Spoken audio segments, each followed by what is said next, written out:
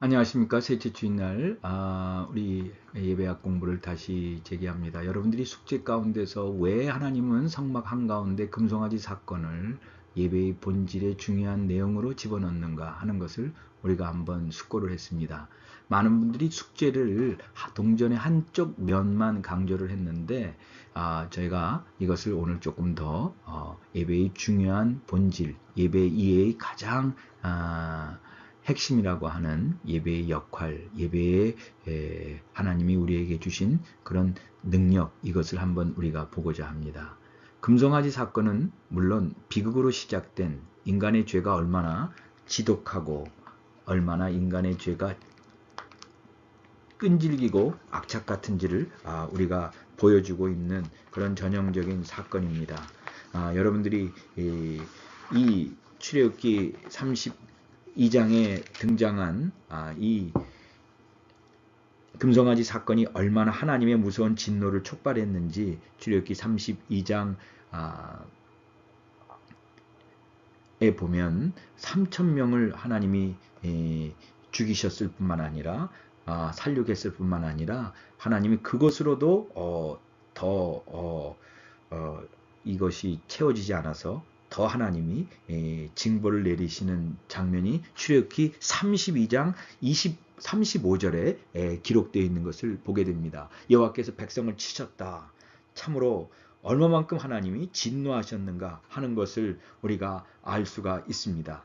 그런데 저와 여러분들이 이 예배의 가장 중요한 핵심이 예배에서 가장 우리가 소중히 여겨야 될 기독교 예배에서의 가장 큰 능력이 무엇이냐? 물론 이 인간의 죄가 얼마나 지독한지 철저하게 몸부림쳐야 하지만 그 죄가 그럼에도 불구하고 하나님의 은혜를 삼킬 수 없고 성막에서 가장 예배에서 가장 값진 능력은 죄사함의 은총을 통해 하나님의 치유의 은혜가 임하는 것을 보여주는 것이 성막 예배의 가장 중요한 본질이요 역할이라는 것을 이 출애굽기 32장에서 34장은 역설적으로 우리에게 보여주고 있습니다. 왜냐하면 출애굽기 33장에 가면 정말 하나님께서 이스라엘 백성들을 그렇게 진노하셨던 그 이스라엘 백성이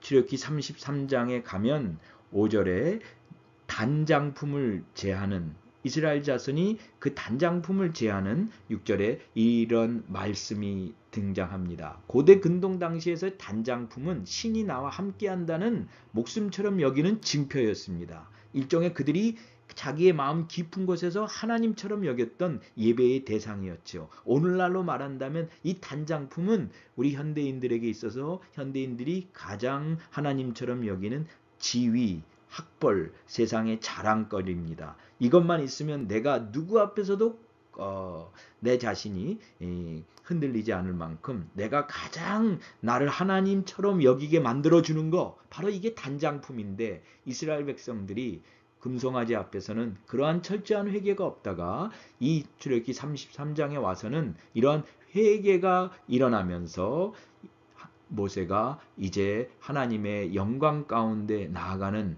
이런 놀라운 축복을 보게 되고 출애굽기 33장 10절에는 모든 백성이 다 일어나 각기 장막문에 서서 경배했다 하는 말씀이 나오면서 모세는 여호와 하나님과 대면하는 그런 이야기를 우리가 보게 되고 모세는 그 하나님과 대면하면서 예수 그리스도처럼 중보자로 주께서 우리와 함께 행하셔야 됩니다 하는 말씀을 보게 됩니다. 우리가 출애굽기 33장 2절에 보면은 하나님이 우리와 함께 할 수 없어서 내가 사자를 보내겠다 이렇게 얘기하셨는데 출애굽기 33장 후반절에 우리가 보게 되면 너희가 나를 만날 수가 없다. 내 얼굴을 보면 너희는 죽는다.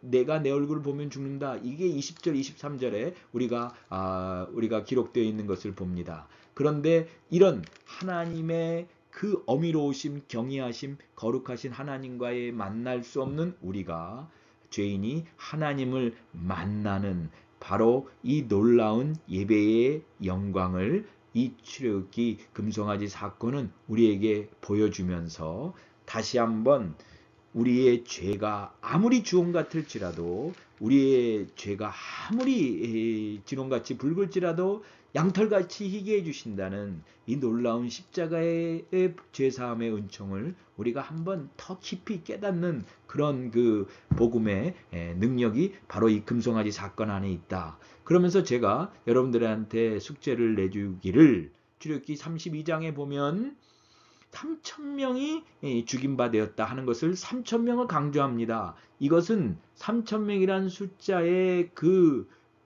죽임당한 그 죄의 하나님의 무서운 진노를 강조하지만, 우리가 잘 아는 대로 이것은 똑같은 이 숫자의 표현을 사도행전에서는 베드로가 성령에 취하자, 성령에 충만해지자 3,000명이 주께로 돌아오는 소생의 역사를 우리가 보여주면서, 이 예배는 어떠한 버림받은, 또한 하나님께 진노받은 인간일지라도 다시 성령의 소생함으로 치유받고 돌아온다 하는 것을 강조하는, 예배에 있어서 이 치유와 회복, 소생과 하나님의 놀라운 구원의 은총을 우리가 보게 됩니다. 또한 이 출애굽기 32장에 등장하는 금송아지 사건에서 우리가 괄목하게만 봐야 될 것은 레위 자손입니다. 레위 자손은 야곱에 의해서 창세기 49장에 완전히 멸절될 지파로 시몬 지파와 같이 그렇게 언급되어 있지만,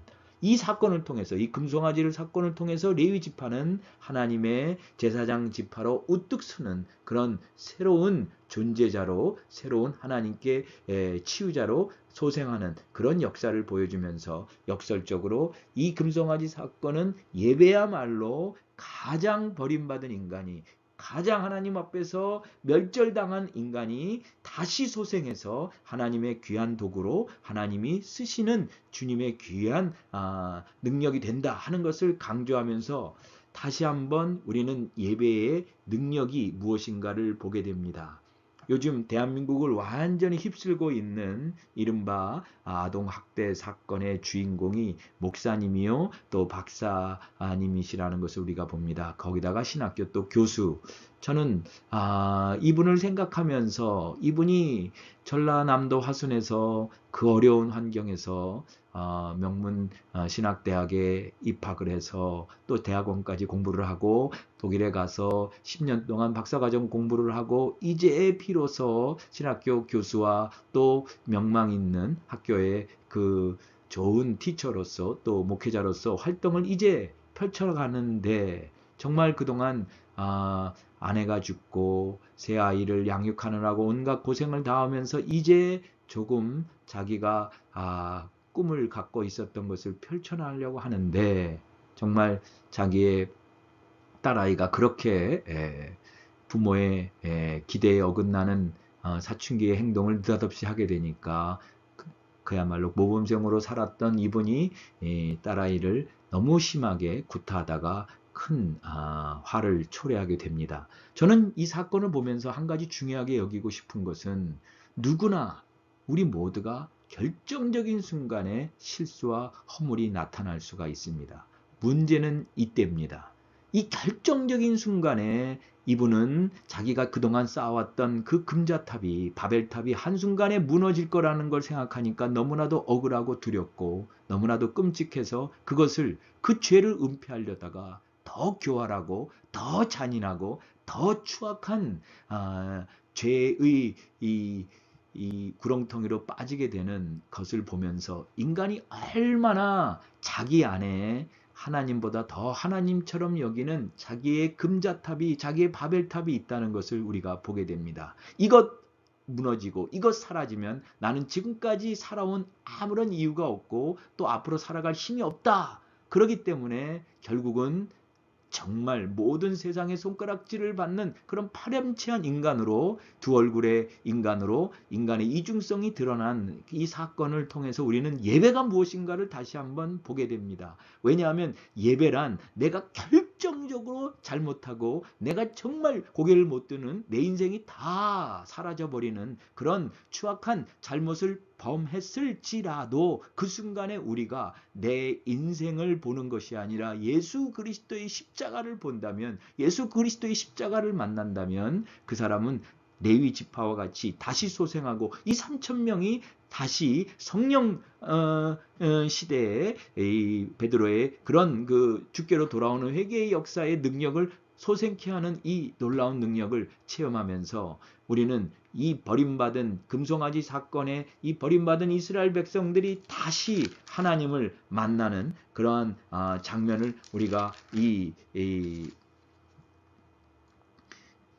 출애굽기를 통해서 다시 한번 보게 됩니다. 그래서 우리는 이 세상에 살면서 날마다 하나님의 영광을 우리가 체험하면서 이 영광을 체험하는 길이 뭐냐? 우리 안에 하나님이 거하시는 겁니다. 우리 안에 하나님이 거하실 때 우리는 이 세상이 맛보지 않은 참된 안식을 누리게 되고 이 안식을 누릴 때 우리에게 금송아지는 하늘의 행복이 되고 하나님이 주신 최고의 축복이 됩니다. 그런데 거꾸로 이 금송아지만이 나에게 참된 안식을 줄 거다 생각하고 이 금송아지가 내 안에 성막이 되면 그것이 내게 영광이 되면 이 금송아지로 인해서 나는 3,000명과 같이 살육당하고 결국은 나의 모든 행복을 잃어버리고 만다 하는 것을 우리가 보게 됩니다.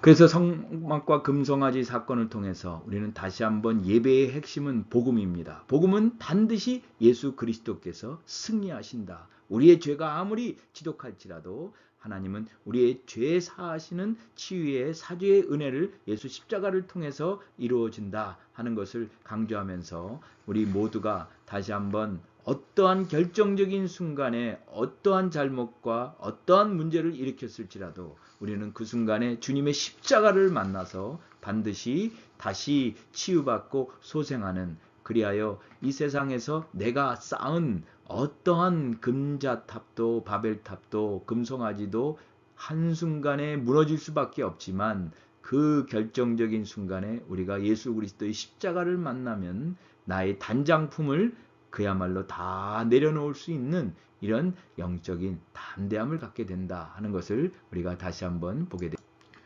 예배는 우리의 모든 단장품이 제거되어지고 우리 안에 예수 그리스도가 새 언약의 축복으로 하나님을 아버지로 얼굴과 얼굴을 맞대어 주님의 영광을 누리게 해주는 것이 예배다 하는 것을 우리가 이 출애굽기 32장, 34장을 통해서 보게 됩니다.